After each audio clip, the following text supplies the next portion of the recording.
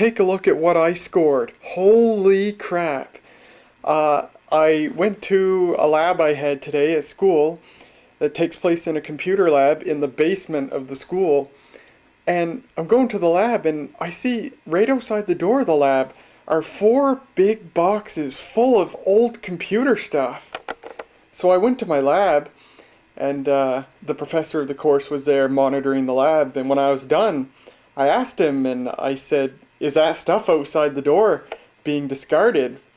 Well, being the kind soul he always is, since I seem to deal with him a lot with regards to this stuff, he took me to a person who he knew would have the answer, someone who works in the computer science department, since this lab is in the computer science wing.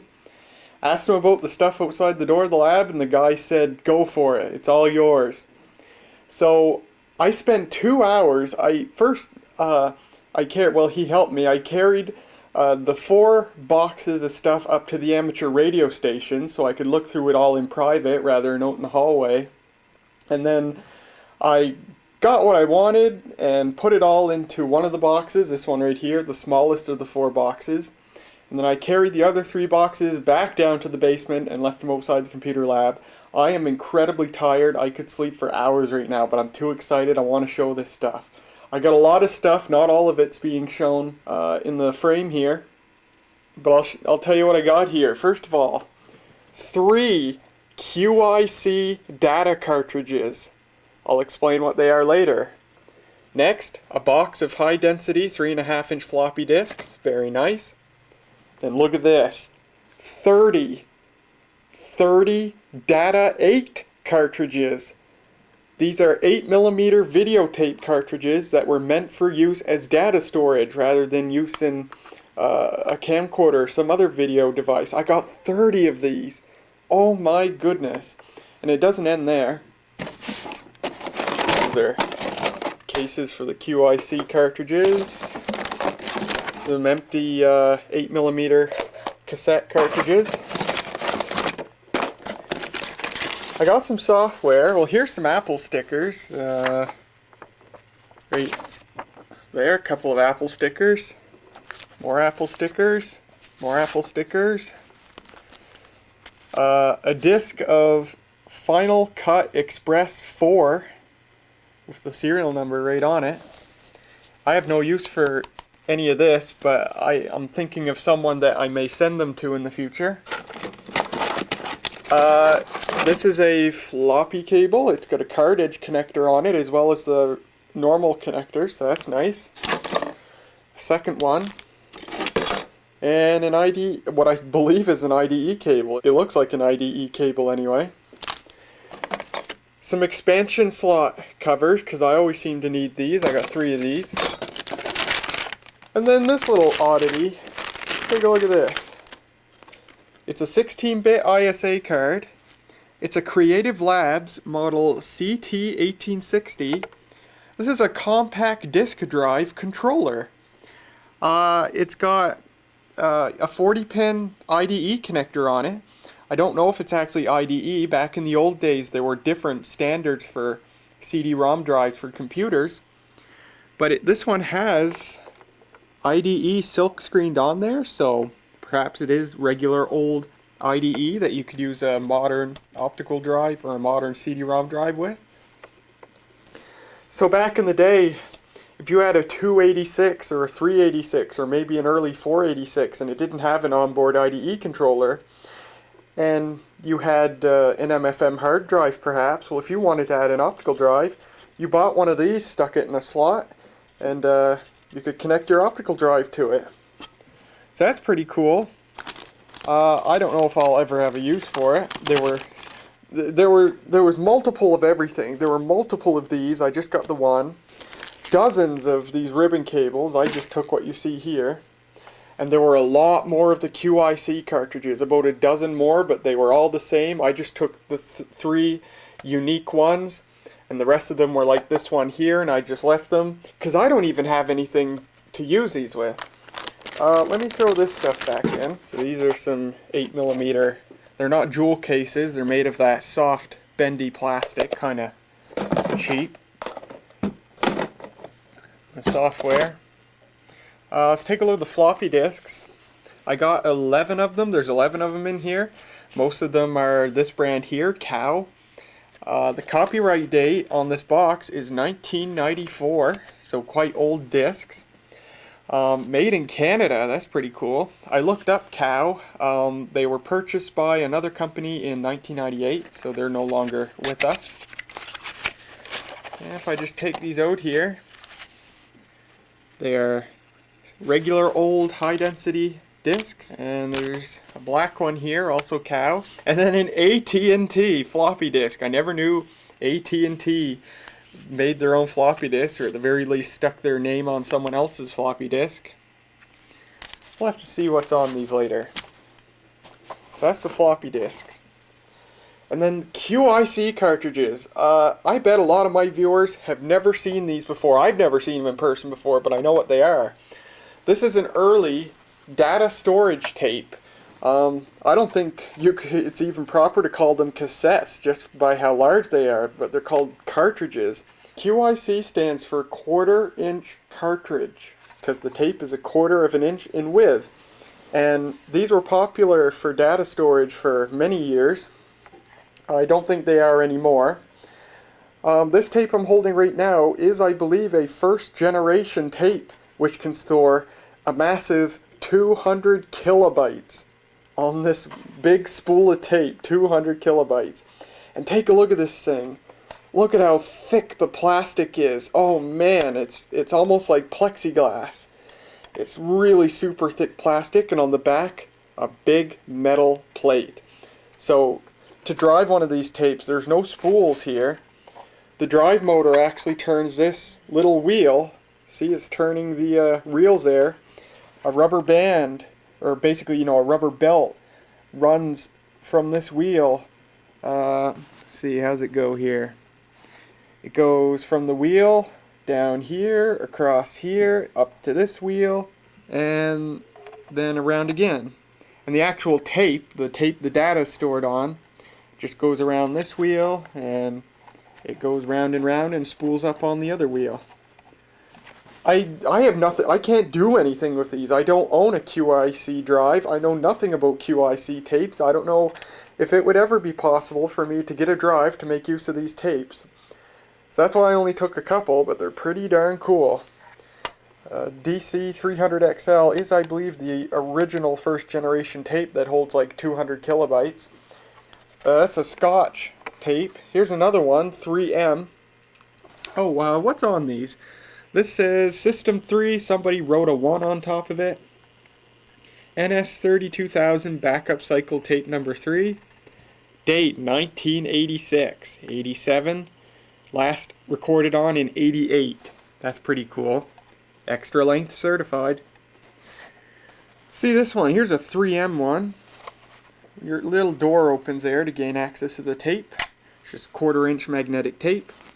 Same construction, metal plate on the back, and very heavy and tough feeling, very solid piece of equipment. And what do we got on here? X11R3. This has the X window system stored on it. That's pretty cool, or at least it did at one point. It's been scratched out. X11 Revision 3 tar. Yeah, a tar ball for Unix. From a Sun 360. Oh man, holy cow. All files live under parent directory XV11R3. Written on 16th of April 1990. Tape written December 17th, 1988, and then written later in 1990. That's so cool. And I bet all that data's still on them too. It'll be on them possibly forever unless I can ever find a cartridge or a tape drive to use them with. This is a pre-recorded tape. This is not something that a mere mortal recorded on. This was shipped from a factory with a pre-recorded program on it. In this case, this tape came from IBM, and it has AIX 6000 version 3.2.5.0. This is a far newer tape. This is a QIC 120 tape, and these hold 120 megabytes. And there's a copyright there of 1993. Oh, there's the manufacture date, or record date, 94. May the 4th or April the 5th, 1994. This tape is about exactly as old as I am. Same construction, but isn't that cool? I wonder if there's anything preventing one from re-recording over top of this. I have no idea if these have any sort of... Oh yeah, right there, write protection. Right there says safe, and I would assume you'd turn this little knob right here to enable or disable write protection. So that's the QIC cassettes. I thought those were pretty cool. Next, best for last, 30 Data 8 cassettes. So Data 8 was a computer storage format invented by a company called Exabyte, which it uses 8mm videotape cassettes, just like I'm recording onto this camcorder right now. They're exactly the same, physically anyway.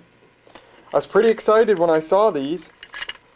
These just a regular old, oh, let's see if I got another one here.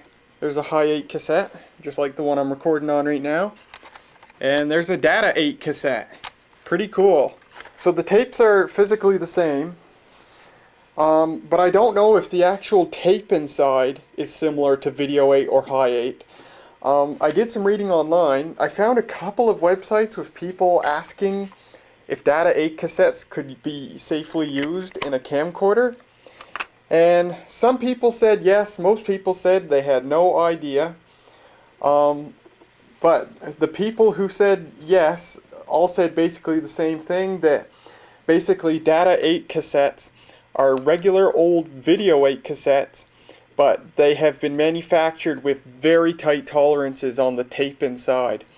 So whereas a Video 8 cassette might have some looser tolerances for, you know, the magnetic formulation, and if that formulation changes over time, over the length of the tape, or maybe the formulation was applied too thick or too lightly at some parts of the tape, which would, you know, give very minor effects to the signal to noise ratio and the quality of the audio and video on the tape. You might get that with a Video 8 tape, but Data 8 tapes are basically Video 8 tapes manufactured with extremely tight tolerances. They were manufactured to a very high standard to have extremely uniform magnetic formulation on the tape, and the manufacturing has been very tight, and the quality control is very high on these, because to store data on something like this requires a far more reliable tape than an ordinary videotape. So like I said, I haven't been able to find hardly any information as to whether or not you could safely use these in a Video 8 or High 8 camcorder, but from what little information I could find, I gathered that they should be okay. Well, you know what? Regardless of it, I'm going to be trying these in camcorders. But first, let's go over what tapes I actually got here. I got 30 of them, for goodness sake. So first of all, 3, 6, 9, 12 of these are TDK tapes. All these tapes are 112 meters in size. That's about the same length as a standard 2-hour Video 8 cassette. So here's what the TDK ones look like. 8mm data cartridge, but it's physically identical to a Video 8 cassette. TDK made regular Video 8 and High 8 cassettes as well. So this has had stuff written on it. That might be a date code of 1997. A lot of these do have date codes. I forget, I just looked up on Wikipedia how much data you could actually store on one of these. I think it's 5 gigabytes. On a 112 meter tape, 5 gigabytes. So that's pretty good. So yeah, a lot of these TDK tapes, all in jewel cases. That one says 9711. This one says whatever that means. Yeah, 97. So these are pretty old tapes, which is pretty cool. 97, 97, 97, 97, April of 1998, 97. This one has 97, 97, 97. Let's take a look. I got 2, 4, 6, 8, 9 of these Imation tapes. So let's take a look at the Imation tapes. Most of these have the original sticker set, label set on them. Stargazer staff drive. The animation tapes look pretty cool. They've got this smoky colored plastic on them. So yeah, that's what the animation tapes look like. And once again, I'm saving the best tapes for last here. What's this one say? Lieb.Z 1999. Backup of reasoning. Alright. Home 2 backup. Stargazer. Home backup. Tattoo Poo Home 2 backup. Herbrand backup. Stargazer backup. And nothing on that tape. So that's the animation tapes. I got 2 of these verbatim tapes in jewel cases. The animation comes in the cases with the soft plastic. Verbatim. What does the verbatim tape look like? They were made in Japan. Verbatim tapes look pretty ordinary. This one says 1997.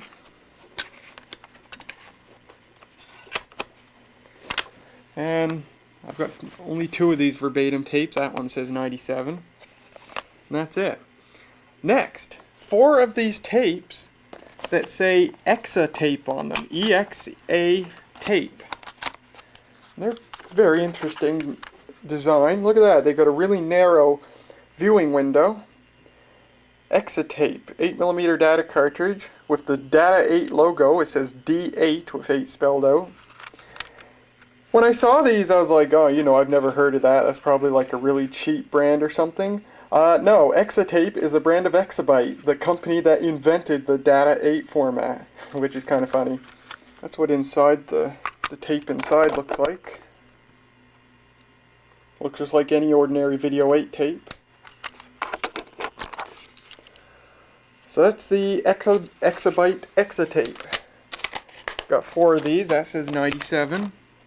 That one had the label ripped off, and that one had the label ripped off. They were made in Japan. Now on to the cool tapes. Start with this one first. This is actually not a Data 8 tape. This is an ordinary Video 8 cassette, and it's a really nice one. It's a Sony Metal HG, Metal High Grade cassette. This was Sony's top of the line, I believe, Video 8 cassette. It's made out of a higher grade tape formulation for better video quality. That's so cool. So this is actually a videotape. It's the expensive Metal HG cassettes that Sony made rather than the ordinary cassettes. That's super cool. Really neat looking cassettes. Very cool looking. And take a look at the insert here, the insert of the jewel case. Look, Sony's got a little blurb about it, and look at that. They show a little exploded view of what appears to be an early or mid-90s Handycam. That's so cool. The perfect match. There's the model of the tape there. It says, because the 8mm system can detect even the slightest recording gaps, only highly accurate, superb quality videotape and equipment can deliver its extraordinary image quality to the fullest. Sony's commitment to simultaneously developing our technically advanced equipment and tape ensures the superb, reliable picture quality that has made our products the preferred choice of video professionals and laymen alike. To keep your important videos beautiful for years to come, you can trust Sony 8mm videotape. And then it says it again in French. That's really cool. Oh, and it came with the original sticker set, totally unused. Look at that, the original sticker set. I love the color scheme, burgundy, red, pink. Very nice looking stickers. That's so cool. So there's the Sony Metal HG Video 8 cassette, not a Data 8 cassette. And now here's the coolest of the tapes. Take a look at this. IBM. Yes, IBM made 8mm cassettes. Imagine if I could use this as a videotape. Can you imagine if I got to tell my viewers that my videos were filmed on an IBM tape? take a look at it. Someone unfortunately covered the viewing window with a sticker. Sticker will be coming off all these eventually. It says bootable backup 12/18/1996. Look at that, IBM. That's so cool. Probably manufactured by one of the ordinary manufacturers, but to see the IBM name alone on it's pretty cool. Look at that, the insert on there. 8mm data cartridge. Super cool. This actually wasn't originally in the jewel case. It was in one of the soft plastic cases, but there were a lot of spare jewel cases, so I moved the tape and the insert into a jewel case. And then the last tape I have to show, also an IBM, but it's a cleaning cassette. An 8mm cleaning cassette. That's totally cool, and I wonder if this would be okay to use for camcorder as well. I don't own any 8mm cleaning cassettes. And look at that, it's actually had a couple of uses on it, just a couple, assuming nobody's been lazy and used it without marking one. It says log 18 out of 24 cleanings. How cool is that? An 8mm cleaning cassette. So that's all the 8mm cassettes. Oh, there's actually a couple more things I wanted to show you. No more cassettes, but I did get some empty cases since I have a couple of tapes that need cases. They're just in cheap sleeves, like this one right here, just in a cheap sleeve. I got some blank cases, some of them with cool inserts on them. I took them partly for the cool inserts.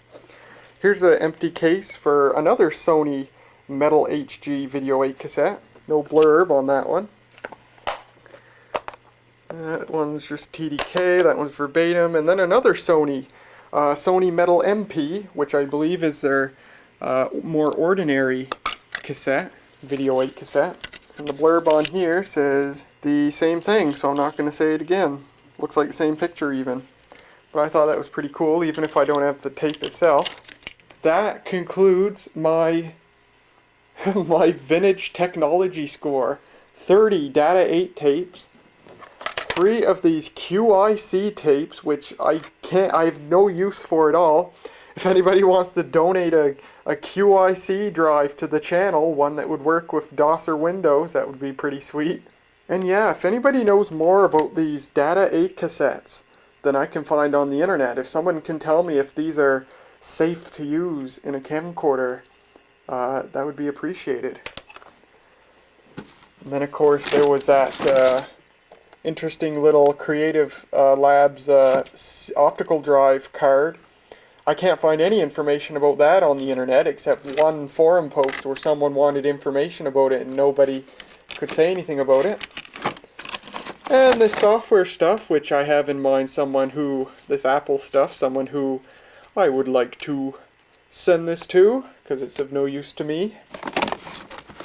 And some ribbon cables, and that's about it. So I hope you enjoyed this surprise vintage technology score. It's definitely pretty cool. If MTV wants to give me a spot on Hoarders, I'm up for anything. I'll try anything once. So there you go, folks. I hope you enjoyed, and I'll see you later.